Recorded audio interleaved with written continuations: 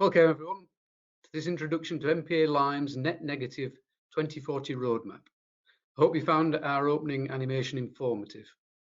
So I'm Richard Stansfield, CEO of Singleton Birch and the current chair of MPA Lime. The British lime industry is very pleased to have launched this ambitious roadmap, and this webinar presents an opportunity for you to ask questions about it. Lime is an essential chemical used by mankind for thousands of years and still widely used across all aspects of modern society. Yet the majority of people are unaware of its existence and its unique properties. Producing lime unavoidably produces carbon dioxide, but lime also has the ability to remove carbon dioxide from the atmosphere, and our roadmap lays out a plan to harness lime's unique qualities and utilise developing technologies to deliver a net negative UK industry by 2040.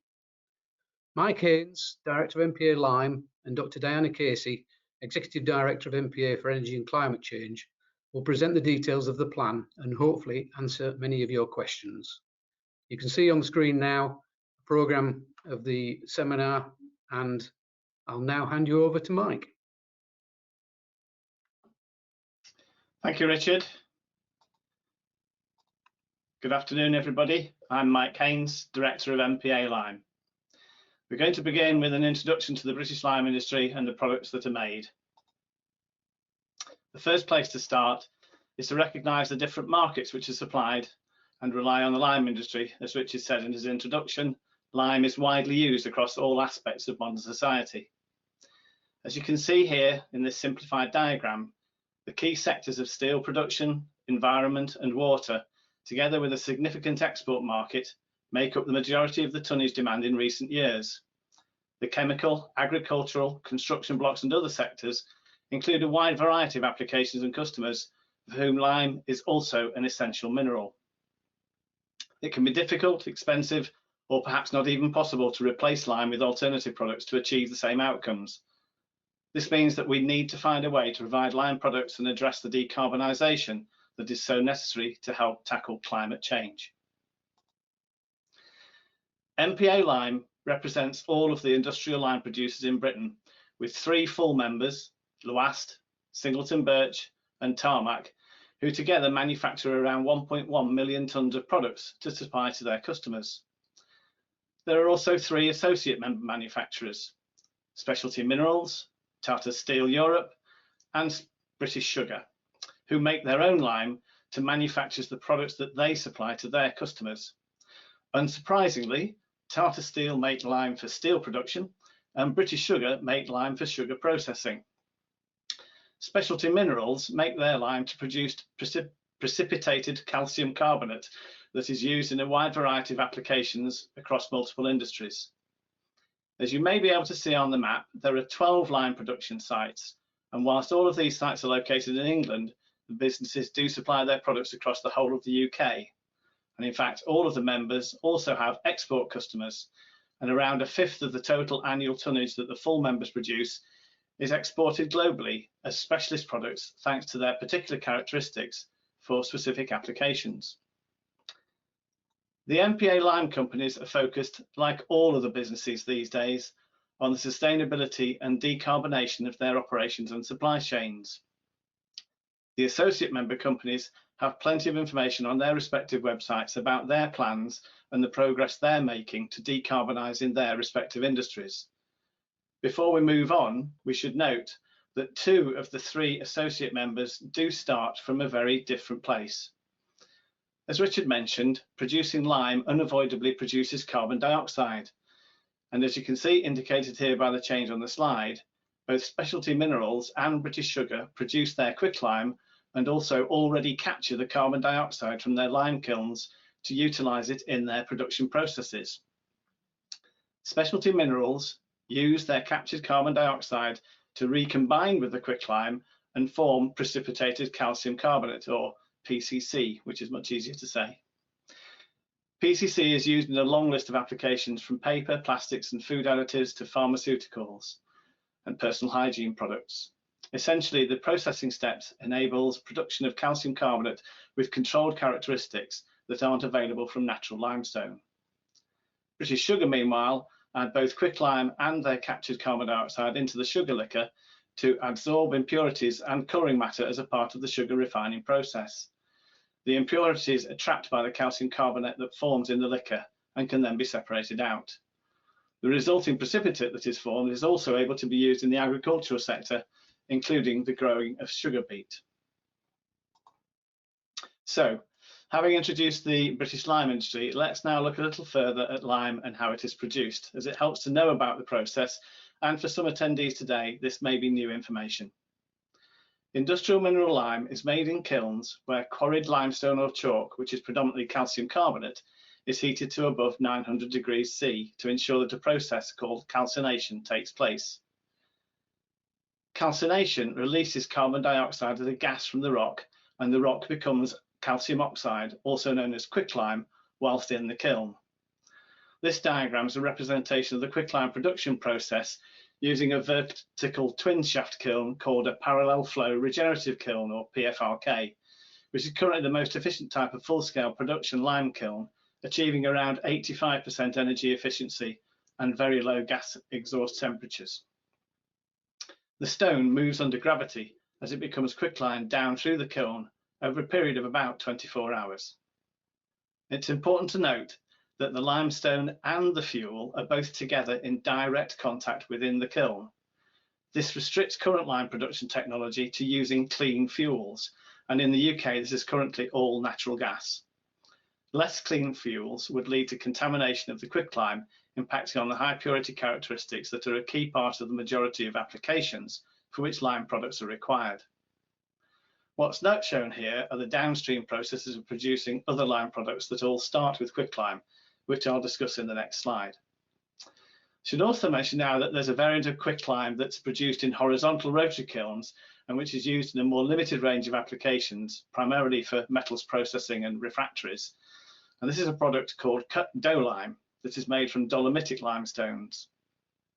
Dolomitic limestones, for those who don't know, are rocks which contain calcium magnesium carbonates as well as calcium carbonates. The horizontal rotary kilns that are in use can, and in the UK do, have solid hydrocarbon fuels, and it's already the case that part replacement by alternative fuels, including biomass and waste-derived fuels, are being used for dough lime production. Within the roadmap, quicklime and dough lime are treated as two linked, though separated products, as their routes to decarbonisation, while similar, do have some differences. Where they're combined in the roadmap, lime and dough lime together are referred to as the UK lime sector. Now let's take a look at the downstream processes of making lime products. This could be like a diagram that you've seen before, showing the various processing and products of industrial mineral lime. This is the lime cycle. There is a similar, though slightly different diagram for the dough lime cycle. The lime cycle starts with the limestone top left becoming quicklime, top right produced, as I've already said, by calcination of the limestone in a kiln. Quicklime products can be crushed, graded and directly sold and are used in a long list of applications. In the next step around the cycle, when just enough water is added very carefully to quicklime, a process called hydration takes place that forms hydrated lime, which, by the way, emerges from the process as a completely dry powder without it having to be dried. Hydrated lime products are made both as a dry powder and also as a particulate suspension in water called milk of lime, and are used in another long list of applications. I'll show you a slide in a moment or two that illustrates the long list of applications and lime products. Before we move on, one of the key things to explain using this diagram is that the carbon dioxide that is released from the calcium carbonate in the kiln, shown by the arrow at the top of the diagram, is not the only source of carbon dioxide. Of course, the hydrocarbon fuel that is burned in the kiln also releases carbon dioxide. So there are two terms used to differentiate between the two sources of carbon dioxide coming from the kilns. Processed carbon dioxide is the carbon dioxide that comes from the limestone. Combustion carbon dioxide is the carbon dioxide that comes from the fuel. This differentiation is very important to recognise, because there's only one thing that will change the amount of processed carbon dioxide that's released from the calcination of limestone in the kilns, and that is to make less lime. And the industry only makes as much lime as there is demand for. The better news is that the combustion carbon dioxide can be significantly reduced and eventually eliminated by changing to different fuels such as clean hydrogen. More of this later. Another key thing to note, which you can hopefully see, is on the carbonation part of the lime cycle. You may have spotted that there are two indications of sources of carbon dioxide for the carbonation step to take place. This is deliberate. The inner carbon dioxide source is indicating where the carbon dioxide is being deliberately introduced into the lime products, like in sugar and PCC production, and the outer carbon dioxide source is indicating that there are applications where carbon dioxide from the air is captured by carbonation of the hydrated lime products wherever they have access to the air. Recent studies by the European Lime Association have confirmed that around a third of all the processed carbon dioxide emissions from lime production are captured by carbonation now.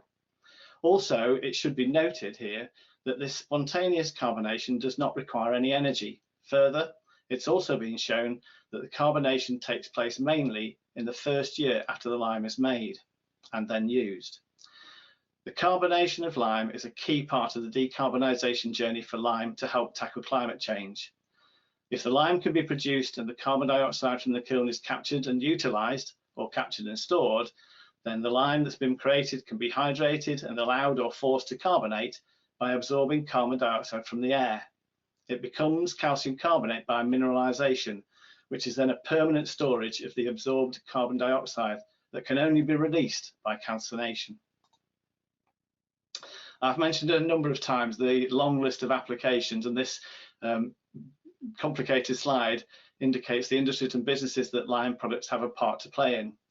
You can see represented here there's a lot, and whilst the applications in steel production, environmental protection, water treatment, construction and civil engineering dominate in the tonnages, the importance of lime in agriculture, food, chemicals and other applications is just as great.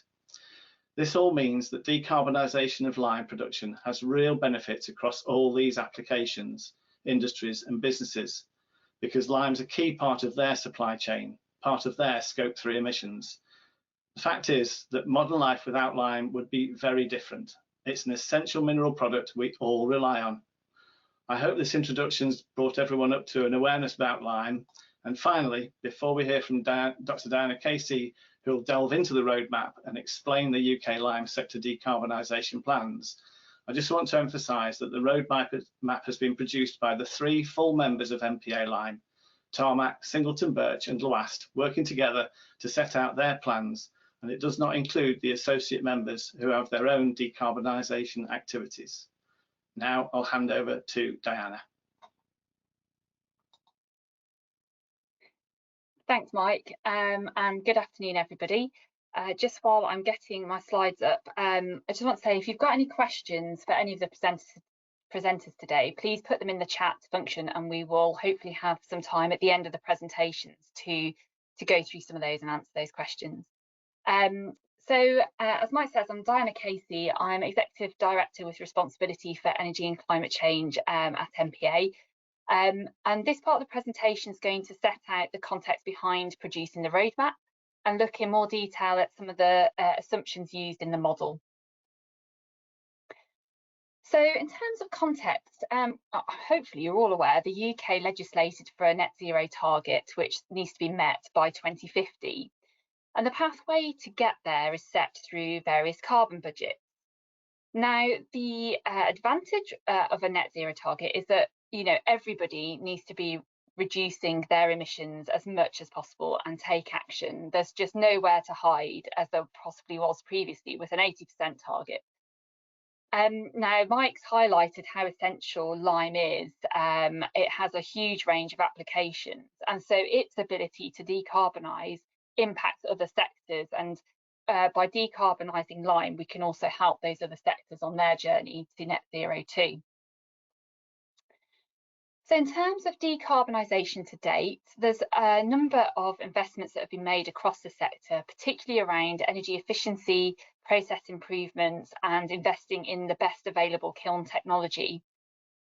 We've also got examples where anaerobic digestion plants have been put on sites to provide renewable energy from agricultural feedstocks and waste.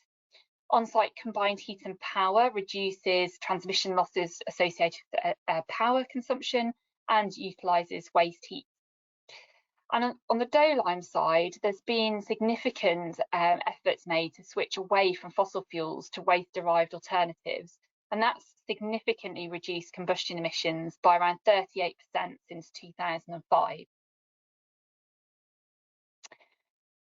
So just having set out some of that context, I'm now going to look at the roadmap itself. The document can be downloaded from the climate change section of the MPA website, and the QR code on this slide will take you directly there. If you haven't had a look, I really recommend taking a look at the document itself. I'm going to go through the different levers that are just shown on this slide in a minute. Before I do that, though, I just want to look at what is and isn't included in the roadmap. So we've broadly split it into three areas. We've got the direct emissions, which include the combustion of fuels and the emissions from the breakdown of the raw materials. That's the process emissions that Mike discussed. We've got the indirect emissions from our use of electricity. And we've got supply chain reductions, which is the carbonation, which Mike has also explained. Now, the roadmap is not a life cycle assessment, so there are some aspects that are not included. And just having a look at those, there's not many imports of lime, but if there were, any lime imported isn't part of this roadmap. We haven't included upstream emissions, so for example, from associated with the production of the fuels consumed by the sector. We don't include the purchase of credits or offsetting, and this is a really important point. So we want to show that the sector can get to net zero without the use of credits and offsetting. That doesn't mean that our members aren't necessarily putting products in the market now that are using offsets to kind of show ambition in this sort of transition phase. We haven't included any benefit of tree planting that might happen, for example, as quarries are restored. And we haven't included any kind of resource efficiency from the use of our product. We tend to produce to meet demand, so that hasn't been taken into account because it would be very difficult with the wide range of applications. As Mike said, it would be very difficult for us to try and estimate what that could be.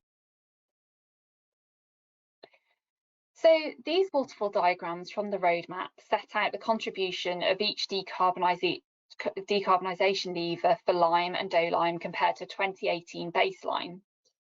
The decarbonisation to date is shown as the difference between the 2005 bar and the 2018 baseline bar. So for lime, a 17% reduction has been achieved since 2005, and for dough lime, it's a 72% reduction, mostly as a result of some of that fuel switching that I mentioned. Now, the roadmap then shows that it's possible for lime to reach net zero by 2035 and for dough lime to reach net zero by 2038, when the benefits of carbonation are taken into account, and Mike explained that earlier. So this will ensure that the lime sector is ahead of the UK legislated target of net zero by 2050 and help ensure that all those sectors that rely on lime could also meet that 2050 net zero target. Now, the production process associated with lime and dough lime are quite different, which results in the contribution of each decarbonisation lever being different. So both waterfall diagrams are presented. We decided to separate them out and not trying to do both processes in one diagram. It's important to note that this is just one possible pathway to get to net zero. The actual pathway may be different, both for the sector as a whole and for individual sites. However, the high level of process emissions associated with lime production mean that carbon capture, use or storage will always have to contribute the most to decarbonisation. So over the next few slides, I'm going to go through each of these different levers, explain the assumptions behind them and talk about the enabling action required to make them a reality. So I'm going to start with the indirect manufacturing emissions, or the Scope 2 emissions as they're also called. So these are the emissions associated with the generation of electricity that is then consumed by the sector. The key assumptions in our net zero model is that the grid is almost decarbonised by 2040. There are some efficiency savings, for example, from industry replacing old plants with new, but there are also some power increases associated with the deployment of other decarbonisation technologies. So for example, carbon capture will require a lot more power on site than we currently consume. The overall net result is a 2% reduction in CO2 emissions compared to 2018 for lime and a 1% reduction for dough lime. Now, as the UK decarbonises, there will be an increased reliance on intermittent and distributed power. We're deploying more and more renewables and relying less and less on coal. There will also be a need to double or even triple the size of the UK electricity grid to satisfy the demand as heat and transport take up more electrification in order to decarbonise. So it's not just industry that's vying for the additional power. With such a significant change in the electricity system, we need to consider some of the consequences. The UK already has some of the highest industrial electricity prices when compared to other nations. Policy costs and network charges have risen considerably over the last few years. Now, the UK government has announced measures through the British Industry Supercharger to help energy-intensive industries like lime, and this is really welcome. But cost equalisation with competitors is key if we're to remain competitive and attract the investment required to reach net zero. So looking at transport, the model is based on the assumption that by 2040, emissions associated with transport have been reduced by 22% compared to 2018. This includes a switch away from petrol and diesel, and where possible, moving towards increased rail transport. The overall result for the lime sector is a 4% saving, and for the dough lime part of the sector, a 3% saving by 2040 compared to 2018. Decarbonisation of transport does require action by others to develop the technology that can run on low or zero carbon fuels or energy, and then the deployment of decarbonised transport across the sector. That's going to require considerable investment by our members. So we touched on fuel switching earlier. So lime relies on a source of very clean burning fuel to ensure no negative impact on the resulting lime quality. Currently, the sector relies on natural gas. And as Mike will explain later, we've been trialling the use of hydrogen as an alternative zero carbon option in existing kiln technology. Oxy-fuel calciner kilns are also being developed as a route to zero carbon lime production, and we've got a bit more on that shortly too. So the model assumes that by 2040, the sector has access to enough competitively priced hydrogen for it to make up 100% of fuel consumption. Dough lime can accept a wider range of fuels and has already made significant progress towards shifting away from fossil fuels to use a range of waste-derived fossil and biomass fuels. This has already resulted in dough lime combustion emissions being reduced by 38% since 2005. By 2040, the model assumes that dough lime has access to enough waste biomass for it to make up 50% of the thermal input, and for the remaining 50% to be derived from sustainable primary biomass. There are also some efficiency savings that can be made in the dough lime manufacturing process that enable it to reduce its overall fuel consumption by 12.5% by 2040 compared to 2018. Now, as we've mentioned, with such a high proportion of emissions from the manufacture of lime arising from the breakdown of raw materials at high temperature or process emissions, carbon capture is going to be essential for the sector to reach net zero. So the model behind the roadmap assumes that CCUS is deployed at all UK lime plants. CCUS will be capturing both fossil emissions and also the CO2 from the use of waste biomass fuels and dough lime manufacture. The capturing of biomass emissions is recognised as a sink or negative emission in greenhouse gas accounting because the biomass can effectively be regrown, absorbing more CO2 from the atmosphere. For dough lime, this technology pushes decarbonisation over the line to beyond net zero emissions, even before the downstream benefit associated with carbonation is considered. Oops, sorry. Just let me go back. Yeah. So CCUS is anticipated to double power demand. I mentioned previously that we expect an increase, but overall this will need to contribute a 62% reduction in carbon dioxide emissions by 2040 compared to 2018 for lime, and a huge 92% reduction for dough lime. So the final lever in the roadmap is carbonation. This is the process where lime absorbs CO2 from the atmosphere over its lifetime. This is a reversal of the chemical reaction that takes place when limestone is heated at high temperature to produce the process emissions. Research and analysis by the European Lime Association found that 33% of the process emissions from lime production are naturally reabsorbed by lime products throughout their lifetime. Use of this 33% carbonation figure in the UK model results in a further 24% reduction in CO2 emissions compared to 2018, and that's by 2040. And that's for lime, sorry, and a further 19% reduction for dough lime. So this is effectively a snapshot in 2040, as the model assumes that 33% of the 2040 process emissions are reabsorbed at some point over the lifetime of that lime product produced in 2040. But this carbonation reaction is happening all the time. So as stated earlier, the roadmap shows one possible pathway to net zero. The actual pathway followed by the sector and by individual companies and sites may be different, with each lever contributing different amounts to decarbonisation. The key is that the roadmap demonstrates that it's possible with known technology to reach and exceed net zero. However, the sector cannot achieve this alone. Some enabling action is required by government and others if this net negative ambition is to be realised. Currently, UK net zero targets can be met by offshoring industry and importing the goods to meet demand. This would put at risk secure supplies of essential products like lime, but would also likely lead to an increase in global emissions if production is offshored to countries less able to support decarbonisation, and when the additional transport emissions are factored in. Ideally, the UK should set targets on consumption emissions to prevent them being met through to prevent the current targets being met through deindustrialisation. Carbonation is a process that's already happening, but it's not properly accounted for in the UK greenhouse gas inventory. MPA has done some work on behalf of the Department for Energy Security and Net Zero to produce a model to calculate the carbonation by cement and concrete, and a similar model is really required for lime to make sure that that benefit is really being taken into account in our greenhouse gas emissions for the UK. Increased use of decarbonised electricity will be required for technologies like carbon capture, but also potentially for transport as well.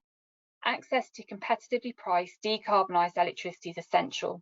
The British Industry Supercharger announcements were really welcome, and some of the electricity market reform will also be important for the sector. Long-term visibility of policies aimed to incentivise decarbonisation is vital so that businesses understand the landscape they are operating in to help plan long-term investments. All UK lime sites are owned by parent companies with headquarters outside the UK. These sites are competing for internal funding with sites across the world. If the UK is not viewed as a competitive place to do business, investment in decarbonisation will not happen here. A plan to enable access to CO2 transport and storage networks for all UK lime sites is required. Deploying carbon capture on site is one thing, but the access to the CO2 transport and storage is absolutely necessary if we can do the carbon capture. On similar lines, access to low carbon gas is also required, whether that's hydrogen or biomethane. We know that decarbonisation relies often on untested technologies that require support for deployment.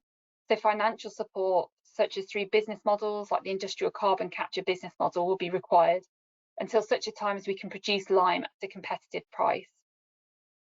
And then finally, the lime sector does operate in international markets, and the threat of others importing cheaper lime to the UK or disrupting export markets that UK lime producers already operate in is a risk that could cause carbon leakage. So we need to adopt adequate carbon leakage mitigation measures, either sufficient free allocation through emissions trading or an alternative measure such as a carbon border adjustment mechanism. But whatever measure is chosen, it must not damage the competitiveness of UK exported lime. Hopefully I can hand back over to you now, Mike. So on the decarbonisation actions to date, we need to recognise that the publication of the roadmap and this webinar aren't the start of the journey for the UK lime sector. As Diana mentioned, and is included in the roadmap, since 2005, overall direct production carbon dioxide emissions have been reduced, mainly through combustion carbon dioxide reduction and process improvements and equipment investment. The businesses are already focused on energy efficiency and improving their scope 2 emissions. The UK lime sector purchased 32 million kilowatt hours of green electricity in 2022, which is more than 50% of the total purchased electricity. Investments in on-site electricity generation includes combined heat and power, as well as anaerobic digesters, where that biomass generation is already providing more than 25% of the total sector electricity consumption. The businesses have also reduced carbon dioxide emissions that are more complicated to report on through good business practices, including working with customers to optimise their consumption of lime products. For example, optimising reagent dosage and tightening controls in lots of different applications. To help further, the businesses have been working with their supply chains to drive efficiencies in what are now termed Scope 3 areas, such as transport and packaging. For example, improved transport utilisation, where lime delivery tankers are utilised in the energy from waste sector to then transport the ash from the incinerators back onto processing into new products. Just last year, as Diana mentioned, a government-funded fuel switching trial was successfully completed when a shaft kiln at Tarmac's Tunstead site in Buxton, Derbyshire, was involved in a world first for lime production. In the £2.8 million project, a kiln was equipped to enable controlled volumetric substitution of hydrogen gas for natural gas.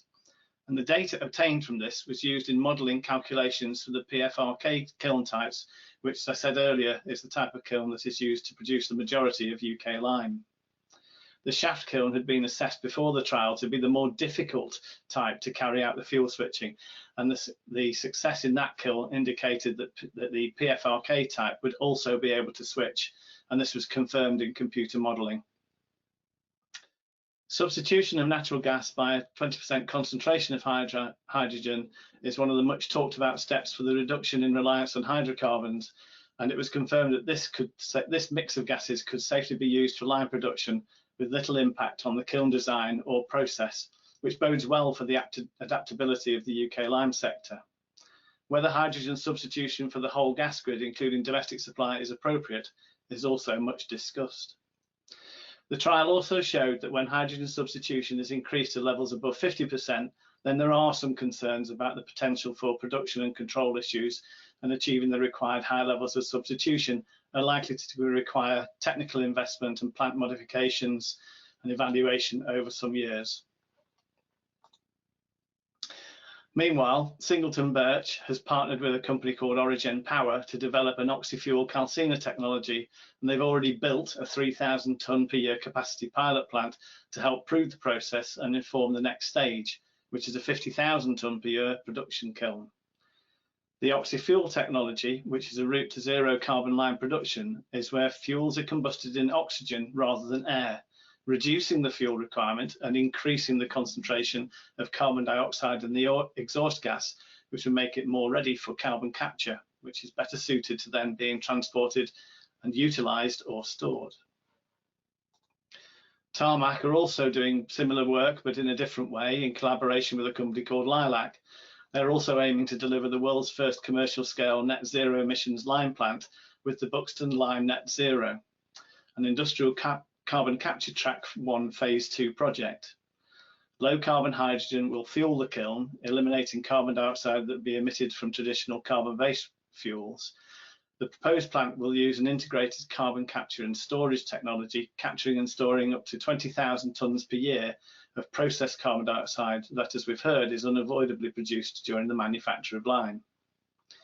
Lilac technology harnesses a unique indirect heating approach to prevent contamination of the unavoidable process emissions, enabling efficient capture of high purity carbon dioxide with no additional chemicals or processes required for gas separation. And in common with the other international owners of the UK lime businesses, which are CRH and Mississippi Lime, if you weren't aware, that the Loast Group has research projects elsewhere around the world with carbon capture at their core. The CalCC project will be among the first projects to capture the total annual output of one of Loast's existing lime production sites in France. And the Concrete project, if that's how it's said, is looking to deliver an innovative block manufacturing using captured carbon dioxide in a mineralisation process, permanently locking up part of the carbon dioxide from another of their European plants. In dough lime manufacturing, the fuel switching to biomass is already at 10% and set to increase as well. In the UK here, we have several regional industrial partnering schemes that have already established themselves for both carbon capture utilisation and storage networks, as well as hydrogen and alternative fuel supply. These organisations are engaging with public and private sectors for the delivery of infrastructure and services, which we've heard are going to be absolutely essential to the decarbonisation roadmap. These organisations are already making progress by bringing businesses, government and local authorities together. The challenges are significant. The opportunities are also significant, and it will only be possible to decarbonise the UK lime sector, or indeed any sector, with everyone working together in a common purpose. Decarbonisation is essential for all of us, and having personally witnessed the enormous changes taking place while on research expeditions to the Arctic during the last 40 years, the actions to achieve decarbonisation have to be enormous and ambitious to address climate change quickly enough for future generations. The MPA Lime Net Negative 2040 roadmap seeks to deliver on that ambition. So with that, I'd just like to say thank you and goodbye.